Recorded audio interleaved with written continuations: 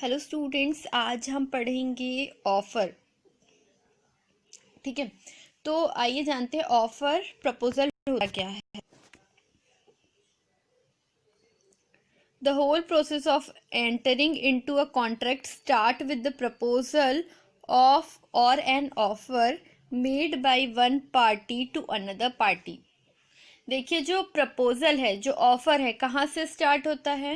ये जो कॉन्ट्रैक्ट है, हमने सबसे पहले कॉन्ट्रैक्ट पढ़ा था, अनुबंध पढ़ा था। तो कॉन्ट्रैक्ट जब स्टार्ट होता है तो कॉन्ट्रैक्ट को स्टार्ट करने के लिए सबसे पहला प्रोसेस क्या होता है? प्रपोजल। ठीक है, ऑफर करना। ऑफर कॉन्ट्रैक्ट का सबसे पहला प्रोसेस होता है। ठीक है, कॉन्ट्रैक्ट में एंटर करने के लिए जो कि क्या होता है, बनाया जाता है एक व्यक्ति से दूसरे व्यक्ति के लिए। To enter into an agreement, such proposal must be accepted. Agreement में जो है प्रवेश करने के लिए, ठीक है, एंटर करने के लिए प्रपोजल का एक्सेप्ट होना बहुत ज़रूरी है। अगर प्रपोजल रिजेक्ट हो जाता है तो वो एग्रीमेंट नहीं होगा। ठीक है, तो देखिए, आइए इसके जो ऑफर का जो डेफिनेशन है, प्रपोजल या फिर ऑफर जो भी कहें, इसके जो डेफिनेशन है उसको जानते हैं। According to the Indian contract act 1872, proposal is defined in section 2A as when a person will signify to another person his willingness to do or not to do something abstains, ठीक है, with a view to obtain the assent of such person to such an act or abstains, he is said to make a proposal or an offer. तो देखो, offer, ठीक है, proposal according to Indian contract act 1872, भारतीय अनुबंध अधिनियम 1972 की धारा 2A में, ठीक है, सेक्शन 2A धारा 2 में क्या डिफाइन किया गया है प्रपोजल को। अगर जब एक पर्सन, ठीक है, कोई अन्य व्यक्ति को, ठीक है, ऐसी सहमति मतलब दूसरे व्यक्ति को किसी काम को करने या नहीं करने के लिए अपनी जो है दूसरे व्यक्ति को उसकी सहमति प्रदान करने के लिए ऑफर करता है। ठीक है, तो वो होता है ऑफर।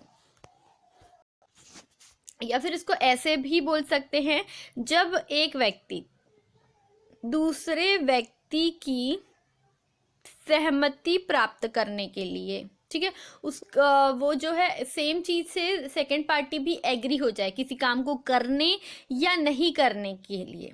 ठीक है, इस उद्देश्य से जब वो कुछ बात को रखता है तो वो ऑफर कहलाता है। मतलब वो उसी व्यक्ति के पास जाएगा जिसको लगता है कि वो भी उस काम को करने या नहीं करने के लिए सहमति दे। ठीक है, आई होप आपको समझ में आ गया होगा। किसी काम को करने या नहीं करने के लिए इस उद्देश्य से वो दूसरे व्यक्ति के पास जाता है कि वह भी सेम चीज़ को करने के लिए एग्री हो, या किसी काम को जो ए ने ऑफर किया है कि भी ये काम नहीं करेगा तो उस चीज़ को करने के लिए वो सहमत हो, वो होता है ऑफर। ऑफर किस उद्देश्य से किया जाता है? इस उद्देश्य से कि सामने वाला भी हमको सहमति प्रदान करे। तो ये था डेफिनेशन, ये था ऑफर और प्रपोजल का मीनिंग। ठीक है, प्रस्ताव कहते हैं इसको हिंदी में। अब आगे हम देखते हैं कि एसेंशियल्स ऑफ सच ऑफर। एक ऑफर में जो है, एक प्रस्ताव में क्या क्या आवश्यक तत्व होते हैं। देखिए, सबसे पहले the person making the offer या proposal is known as promiser or the offerer. देखो, जो पर्सन जो है मेकिंग ऑफर, जो ऑफर या प्रपोजल बना रहा है, जो ऑफर कर रहा है सामने वाले व्यक्ति को, उसको प्रॉमिसर या ऑफरर कहते हैं। ठीक है, प्रस्तावक है, प्रॉमिसर या ऑफरर। ठीक है, जो व्यक्ति ऑफर कर रहा है उसको ऑफरर कहते हैं, प्रपोजल रख रहा है प्रॉमिसर कहते हैं। ठीक है, and the person who may accept such offer, और जो व्यक्ति उस ऑफर को एक्सेप्ट करता है उसको प्रॉमिसी और एक्सेप्टर कहते हैं।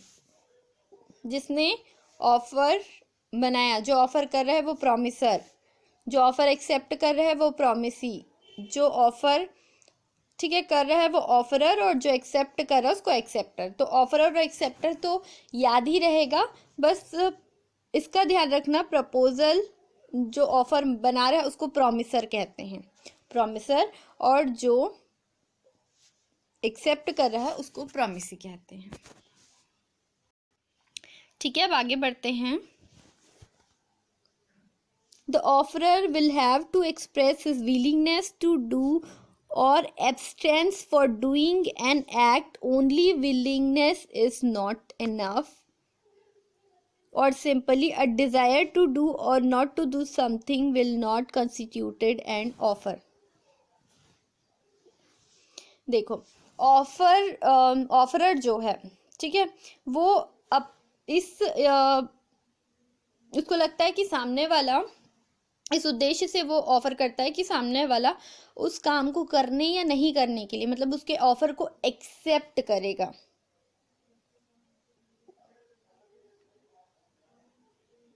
तभी वो ऑफर कर सकता है।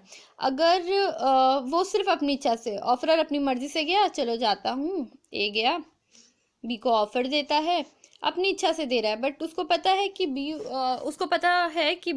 उसका ऑफर शायद ही एक्सेप्ट करेगा, मतलब वो एक्सेप्ट ही नहीं कर सकता। तो इसलिए इसमें इस लाइन में कहा गया है कि सिर्फ ऑफरर की इच्छा पर डिपेंड नहीं करता कि वो दूसरी पार्टी को प्रपोजल दे रहा है, ऑफर कर रहा है, तो वो इस उद्देश्य से जाता है कि सामने वाला उसके ऑफर को एक्सेप्ट करेगा। जब उसको पता है एक्सेप्ट नहीं करेगा ए के ऑफर को बी, तो फिर उसका ऑफर करने का कोई मतलब ही नहीं है। ठीक है, तो सिर्फ इच्छा होना, सिर्फ विलिंगनेस की वजह से ऑफर नहीं किया जा सकता। ऑफर करना जब ए है जो ऑफरर है, ठीक है, वो तब ऑफर करेगा दूसरी पार्टी को, बी, सी या डी को, जब उसको लगता है कि सामने वाला भी सहमति देगा सेम चीज़ में। ठीक है, अब नेक्स्ट है, an offeror can be positive और negative. An offer can be positive or negative. It can be promise to do some act or can also be a promise to abstain, not do something act, service. Both are valid offer. देखो, offer ना positive भी हो सकता है, negative भी हो सकता है, सकारात्मक भी बोल सकते हैं हम ऑफर को। अगर कोई ऑफर कर रहा हो सकता है वो पॉजिटिव चीज़ के लिए ऑफर कर रहा होगा या किसी नेगेटिव चीज़ के लिए ऑफर कर रहा होगा। ऑफर में, ठीक है, किसी काम को करने के लिए भी ऑफर किया जा सकता है या किसी काम को नहीं करने के लिए भी ऑफर किया जा सकता है। कोई सर्विस है उसको करने के लिए या नहीं करने के लिए। तो अगर ऐसा रहेगा कि कोई ऑफर है वो नेगेटिव है या फिर नहीं करने के लिए कहा जा रहा है, तो हम उसको इनवैलिड नहीं मानेंगे, वो वैलिड ही रहेगा, दोनों ही वैध प्रस्ताव होंगे। ठीक है, आई होप आपको यहाँ तक समझ में आ गया होगा ऑफ़र क्या है और ऑफ़र जो है किस उद्देश्य से किया जाता है।